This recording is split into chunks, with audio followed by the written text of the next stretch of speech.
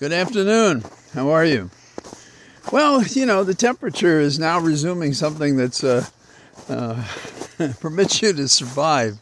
It's a warm 33 degrees here, so things are shifting. There's still ice on the roads that I prefer to walk on, but fields are nice too, and especially since the snow that's there is going to allow you to stand and not slip surprisingly onto your keister. So being greeted by one of our friends here. Hi. So, what's going on today? Well, first of all, that news is by Thomas Jefferson about the weather. And the humidity is about 50%, and the wind's at 8 miles an hour. And although we're open and unprotected in this field, there isn't any wind that I can feel at all. So, what's going on in the world? Well, brace yourself, and not too hard. This is supposed to be as relaxed and comfortable as the takeover by a dictator can be. Felon Trump is on a get-even campaign right now, and he's going to help the people in trouble. A little late, He's gone to Carolinas and Asheville, and he's responded to a request that he come up with a lot of money for them, and he's chosen to go in that direction because what I think he wants to do is to pick winners and losers, because he's going to go from there to California, and he wants to get rid of FEMA because it would give him a better negotiating strategy. Oh, look, I'm being joined. So he wants to be in a position where he can be the source of the funds himself, and then he can use that to get what he wants. And so what he wants from California is, he says he wants to have voter ID. What he's really talking about is a way to screen, to uncover those he might target for INS, for immigration. So he wants to force other states to ask him directly, and FEMA, he doesn't want them intervening, in my opinion. And also it's a way to start campaigning. I think he's busy thinking, I can campaign for 4 years from now. And so I think that's what's going on. My horse, he's lost interest in following us. Now, you might say, how could he possibly be thinking that? You can't do that because you're only entitled to have 2 terms in office. Well, there's already an amendment to allow a person to run a 3rd term, but the bill is written by Republican Andy Ogles so that it does not apply to Obama, Clinton, or Bush. It is what some have feared, that we're going to have a autocrat, dictator, the head of a gang of oligarchs who will not allow another election. Now, of course, this bill is talking about being allowed to run again, but the notion echoes back to rogue Rudy Giuliani, who tried to continue his time in office after 9/11, saying he was the only one who could save them. So we've seen this pattern before, and it's a pattern that Trump is adopting, except on a national scale, not just the city of New York. So this is something to watch out for. And knowing the motives, particularly of venal public officials, is critical, I think. Now, in the same family, the ethics don't get any better in that family, no matter who you're talking about. A melancholy Melania, you may notice, she wore a Givenchy dress, but what was not immediately obvious is that Audrey Hepburn wore that dress in the film Sabrina. And it just goes to show that fascists don't care where they get the information. No originality, and certainly lacking in subtlety. And, I think they don't care if we notice these things, because part of the pleasure of doing what they're doing without originality is to be offensive. Now, in that category, Trump, we learned, has cut off security for Fauci.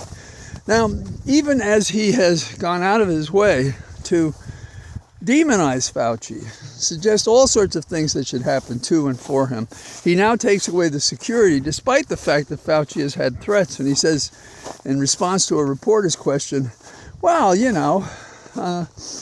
it can't stay there forever. Yeah, but if you're busy busting the guy publicly and implying and suggesting that there should be reprisals, then you're creating a situation when you take away his security. And what about your security? You probably tripled or quadrupled your security. Some of us think the reason we had the immolation, I call it, not the inauguration, indoors, was because you wanted to have it there for security reasons, not for weather reasons.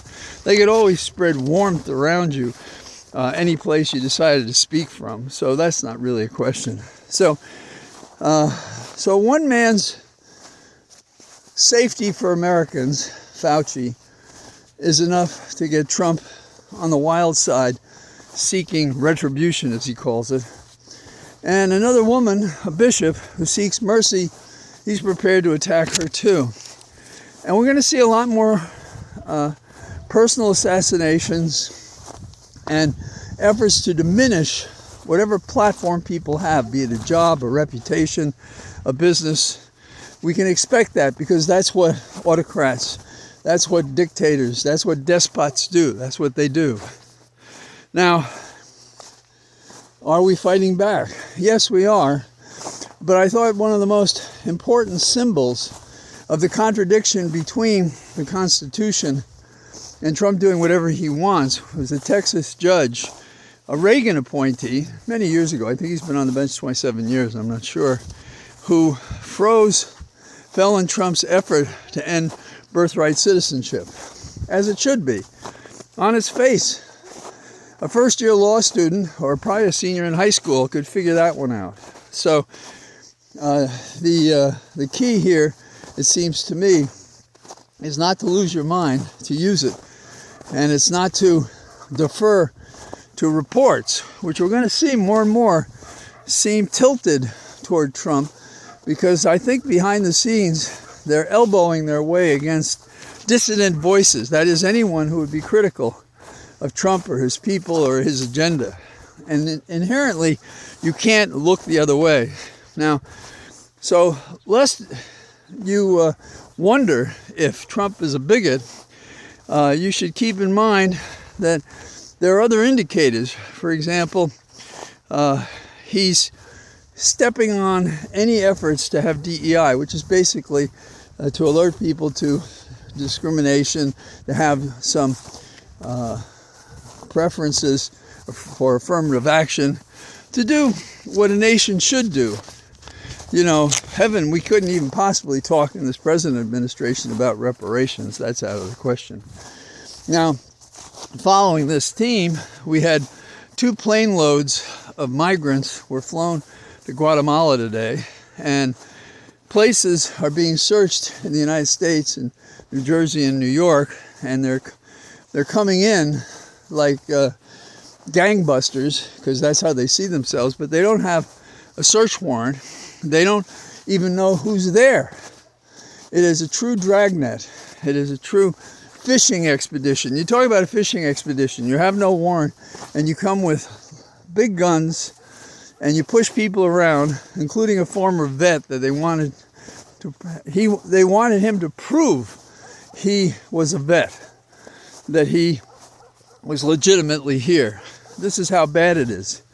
And so people are going to be questioned, And there are a host of issues that bother these people. That is, the Trump people. Bother them in an impermissible way because they discriminate against it. So a person who is transgender or homosexual or in a gay marriage, a woman who has to have an abortion, each of these people are going to fit in categories that are going to be, at least the effort's going to be to outlaw them. And a fair question to our Democratic friends is get a pair and fight. It's not enough to do it at a hearing, although I praise those who have, but it's got to be more than that. And right now it's not. And these brown shirts, they're coming into these places without legitimate authority and busting up businesses and people and causing people in the area, wherever they do these demonstrations of force and violence without the sanctification, if you will, of lawful process and conformity with the Constitution. So this is no small thing, but it has to be jumped on. And based on the reports today, people close to these events are speaking about it. So we're going to be double teaming the ACLU and the NAACP. And if members grow a pair or show some courage, they'll go out and fight it. And the governors and senators, people have to resist and fight this from the beginning.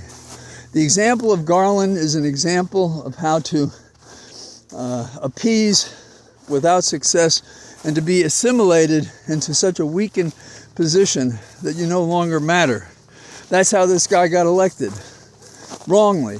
Felon Trump had no business being a president again. Article 14, Section 3 says he should be barred for breaking his oath. Not a single person in the House or the Senate, 535 people, has made that motion, even if it should fail, at least to say publicly what matters. And I think that what we see here, therefore, is a failure based on the terror of what Trump will do when he gets you in his target and goes after you. Now, by the time you hear this, the Defense Secretary, Hegseth, may have been approved or not, although the not they think is not so likely. But there are at least two senators who are opposed to Hegseth. One is Collins and the other is Murkowski. And they've taken the right position, and they're both Republicans. If we get two more, we could kill his affirmation as our defense secretary. And if he is approved, he'll go down to the borders with the troops who are improperly, in my opinion, standing at our border as if we're at war. And posse comitatus is a principle that we find in our statutes, which basically says you don't conduct warlike activities inside our country, inside, certainly on the border on our side. This is a very bad step. For those who have studied history and seen it, they understand there have been violations in the past. But to have this now, and no one to say anything about it. I mean, maybe somebody out there has, but I haven't seen it. So this is what we're dealing with. Look at that. Got some excitement in the field.